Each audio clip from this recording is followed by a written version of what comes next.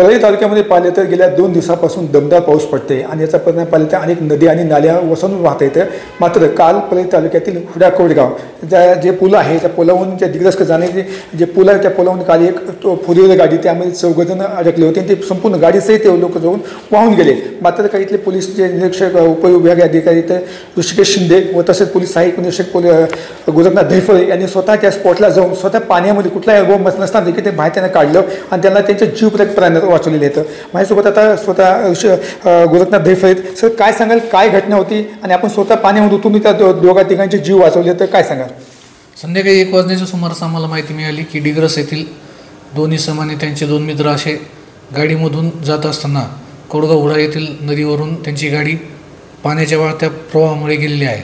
माहिती मिळाल्यास आम्ही सदरची माहिती SP सरांना सांगितली. माननीय पोलीस अधीक्षक सरांनी आपल्या उपलब्ध संसाधनासह त्यांना मदत करण्याचे आदेशित केले. त्यावरून आम्ही सोबत माननीय ऋषिकेश शिंदे साहेब आणि स्टाफ घेऊन गेलो असता तिथं सर्वत्र पाणी पसरलेलं होतं. त्या पाण्यातून आम्ही रस्ता काढून सदर ठिकाणी गेलो.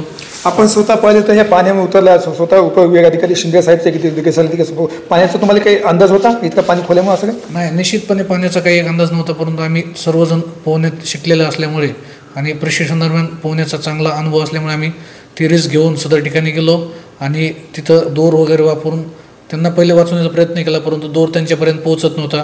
बरेच प्रयत्न केले, पाईप फेकण्याचा प्रयत्न केला, परंतु पोहोचत नव्हता. मग नंतर पाणीमध्ये जाऊन कमरेला दोर बांधून त्या पीडितेच्याही कमरेला पाण्याला दोर बांधून त्याला बाहेर काढलेला आहे. आतापर्यंत पाहिलं त्यामध्ये 4 जण होते, तिघांना बाहेर काढण्याचे यश मिळाले. एक विशाल बल्ला नावाचा त्याची डेड बॉडी देखील सापडली, त्याचं काय सांगाल?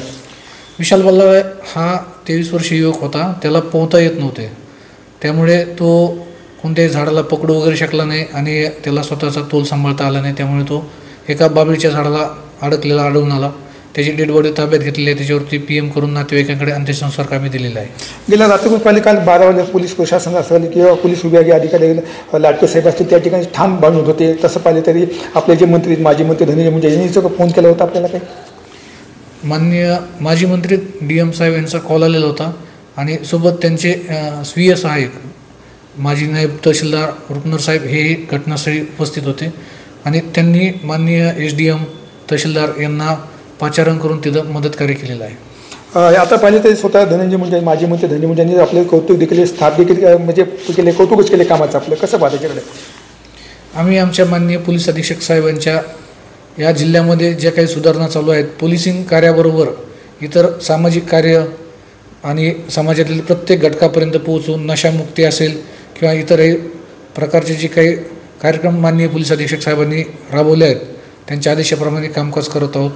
ही एक जी आम्ही कामगिरी केलेली आहे ती माननीय पोलीस अधीक्षक साहेब तसेच माननीय सहाय्यक पोलीस अधीक्षक ऋषिकेशजी शिंदे साहेब आणि आमच्या माननीय अप्पर पोलीस अधीक्षक मॅडम तिडके मॅडम यांच्या मार्गदर्शनाने कारवाई केलेली आहे. आता जे पाहिले आपण जे युवक होते ते 23 ते 24 वर्षाचे युवक आहेत. अशा युवकाला आपण काय आव्हान करणार? सध्या पाण्याची परिस्थिती 2 दिवस पाऊस पडतोय, अशा आव्हानाला आपण या युवकांना काय आव्हान करणार पोलिसामध्ये बसून?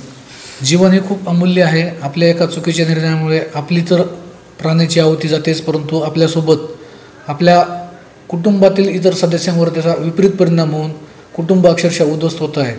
ह्या पाणी असेल किंवा इतरही जे अपघाताचे ठिकाणं आहे, रस्ता वाहतूक असेल, तसेच नशा, अंमली पदार्थांचं सेवन यामुळे एका व्यक्तीच्या निर्णयामुळे पूर्ण कुटुंब उद्ध्वस्त होत आहे.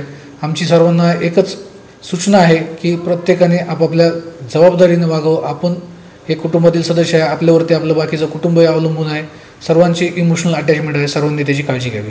तर हे गोरखनाथ धैफळे त्यांच्यामध्ये की जीवन एक अमूल्य आहे आणि जीवनाचा उपयोग काय करत असताना जीवाची काळजी किती केली पाहिजे, त्यामुळे आपलं जीवन वाया जाऊ नये आणि त्यामुळे ते कुठेतरी त्याचा कुठे निवड लागावं यासाठी आपण त्यांनी आव्हान देखील करण्यात आले. कॅमेरा पर्सन विकास वाघमारे, संभाजी मुंडे, परळी, बीड.